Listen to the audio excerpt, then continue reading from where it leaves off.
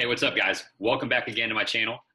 We are going to just dive right into this, a little bit more advanced tactic for retargeting. I know you probably saw in a previous video how to set up basic retargeting of people that visit any site that has your pixel on it. This is going to be cooler. All right, so let me share my screen with you here. And as always, guys, you should be in the business manager for this. Kind of goes without saying, but I'm going to say it anyway. And here we are in the business manager. Let me just get back to the main screen. We'll start from the beginning. This is my test dummy manager. So I'll do all my demos out of here. So we go here to your ad account. And as this loads, we're gonna go in and start off with the custom, oh, you know what? It's gonna make us go over here. Boom. Go down here, hit the hamburger at the top, go down to all tools, and you'll see audience under assets. And then from there, we're going to go and create another audience. So create audience, there, no, create, there we go. Custom audience, all right. Not gonna mess with any of these besides this, website traffic. So again, guys, you need to have your pixel on any of those pages if you want to use this type of strategy. So make sure your pixel's installed. And if you don't know how to do that, or you've never heard of a pixel before, just go to one of my other videos. It shows you exactly how to install it, where to find it. Super easy, guys. But I remember first starting out with Facebook ads, and literally all of this, it's like I was learning an entirely different language, and I had no effing idea what I was doing. So let's just go down here, and you can choose this if it meets any or all of that criteria. I'll just put any of the criteria, and all website visitors. So this is where it's gonna be different. We don't want it to start falling around just anybody that lands on a website with our pixel, or a URL with our pixel, or whatever. Go down here to specific pages, right? Now, let's say that we wanted to do something like, I don't know, let's say an abandoned cart email sequence, or, you know, let's do something easier, because I'm gonna have a different video on abandoned carts. Let's do a lead. So let's say that you have somebody opting into one of your lead magnets, or bait, or bribe, whatever you want to call it. And what you want to do is target people that did not opt in to that. And the way you know that is if they don't enter their email to get past the initial page of the offer that you're giving them, and they don't make it to that second page, then that means that they are not a lead yet, right? So you want to get that person to be a lead. Since they're familiar with your brand already, because they made it to that first page, it's going to be so much easier to convert them as long as you are dishing out a lot of good value in your ads. So we'll come down here, and we'll just say the URL is www.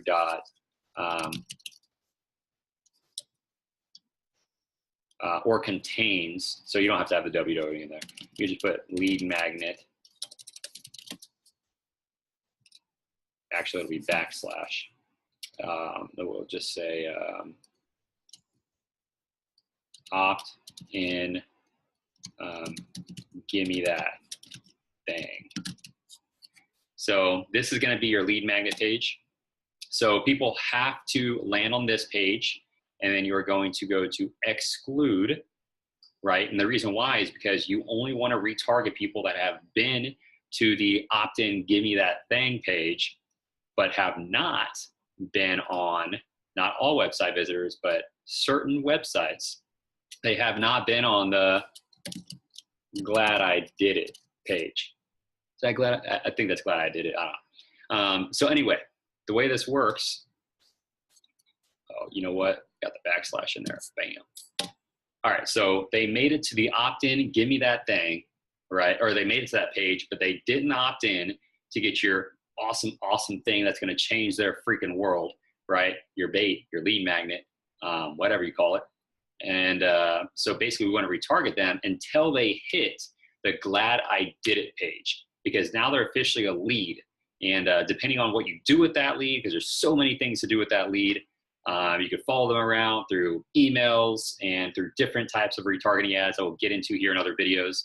But it's as simple as this, guys. Now, let's talk about the in the past X amount of days. So this is going to be huge for your strategy, because it really just depends on, I mean, if you're doing a Shopify or if you're doing a course or if you're just trying to get digital marketing clients, like business owners. It just all depends. So you don't want to have this ad going too long and then they see the same ad and they think to themselves, holy crap, this guy is annoying. I do not want to see this ad anymore. And what will happen is it'll start creating negative feedback on your ad. And then all of a sudden, it makes your ad cost more because of a lot of different KPIs that Facebook's algorithm looks for that will actually penalize your ad if people start not liking it. So you don't want to do that. So I like to keep this fairly short, around the 30-day marker, sometimes even just 14, because here's the thing, guys. If they saw you once and they were slightly interested, but then they keep seeing your ad again over the next 14 days and it hasn't persuaded them, I would either change the ad and take them off this audience, this specific audience, and create a new one, or not the audience, the ad. Create a new ad with this audience and start showing them something different. Or make sure you're split testing and figuring that out so you're not having to just wait. You should be split testing all those ads. Getting lost in the weeds, whatever. So this is how you set it up, guys. So this has to be part of your strategy depending on what you're doing. Or if you tell those people this lead magnet, let's say it's for 7 days. People that visit that page after 7 days, we'll make this one. Well, I guess that won't matter because they haven't been to that page. So they're only going to see this ad for the next 7 rolling days. So let's say that lead magnet said, you can only get this for the next 7 days. It's not going to be free after that. So then after they hit that, they're not going to see that ad anymore, that retargeting ad, because they only had 7 days to make a decision.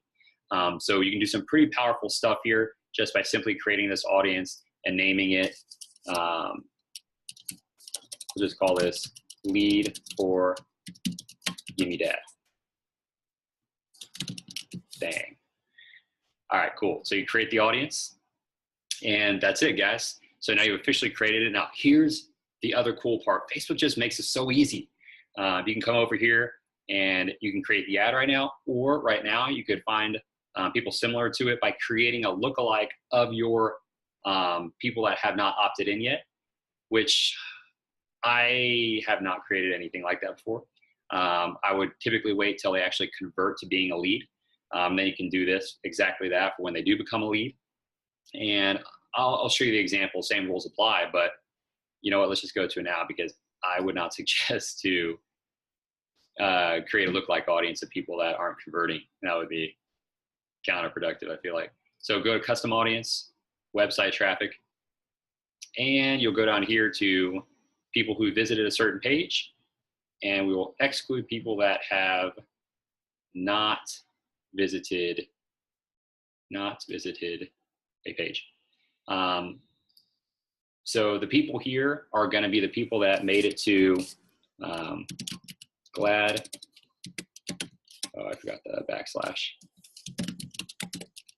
What the glad I got it page, which means that they're a lead because they made it past that initial opt-in. That's the only way they could have got there, is that they already gave you the email. So glad I got it. Is that right? I think that's how you spell it. But they have not made it. Let's say, depending on what your funnel looks like, they decided not to opt in for your webinar registration, right? But they opted in to get the lead magnet. They're still a good lead. So you come over here and you can actually even create the lookalike audience just off this, to be honest. People that have visited that specific page, they would be a lead. But if you're trying to push like a webinar, where you're trying to push maybe an ascended product, where you're trying to get the lead magnet, so this way you can get them to an appointment. That's kind of how one of my funnels works, where I show them a video of how I generated X amount of dollars in X amount of days without the difficulty of X, right? So that's the headline, but they go to that video after they opt in and give me their information. But if they don't click on the bottom button to ascend to my calendar page, then I'm going to know that they have not done that yet. And I want to retarget that person because it's a much hotter prospect. So you can do that. And let's say that is my booking page, Calendly. I just put booking page, backslash. I usually copy and paste and don't do that. So there you go. It's people that have made it to your opt-in page, but I have made it to your calendar page. So those are super hot, and we're going to call those people leads not booked. Because I know if it's leads not booked, I could probably be more specific, but these specific people have not made it to my calendar page. And you know what, I could also put, because I like to do it by niche, so I would actually put something like, maybe like restaurant leads not booked, because if I'm sending a certain type of traffic to a certain type of funnel, I know that those are specifically restaurant leads. And I know that if they didn't make it to the calendar page or make it on my calendar, then they haven't booked an appointment with me yet. So these would be restaurant leads not booked.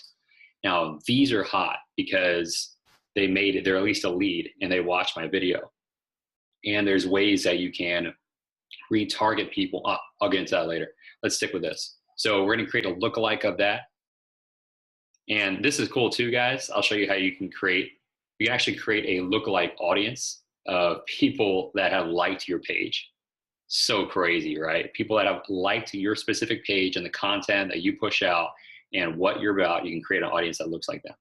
Location, let's just say we wanted to do Kansas City, which would be super low. I don't know why you'd want to do that. It won't even let me do that. Maybe I have to type in a state.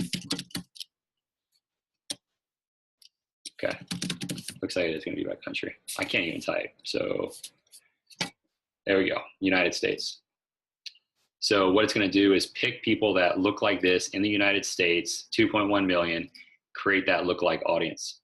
So now I have a 1% of my restaurant leads booked. So now I have an audience of restaurant leads not booked, so people that did not make it to my calendar page to book an appointment with me. And I also have a list of those people that are also restaurant leads but haven't made it to another page. So I know that those people are gonna be pretty hot too. So now I can start sending out ads to each one of those audiences and then use audience insights to continually refine my ads and help my split test. So that's it, guys. That's how you create a more specific retargeting ad to people that have made it to one page but not to another page. And you can be insanely creative with this. So be insanely creative with this. You can do a lot of amazing things, and we'll get into, I'll probably make one more retargeting video to show you how to take people off of one retargeting ad and putting them on another. All right, so if you found this helpful, guys, as always, subscribe to the page. I'm gonna be putting out a whole bunch of other Facebook videos and how to actually create higher converting ads on Facebook, along with you know, how we build out ClickFunnels and what I actually do for my agency in order to grow the business, cool things like that. So yeah, subscribe to the page, like it, leave a comment if there's anything you'd like to see, or if you just thought it was a good video. All right, I'll catch you guys on the next one. This is exclusive. Go! Nothing can stop me, I'm all the way up.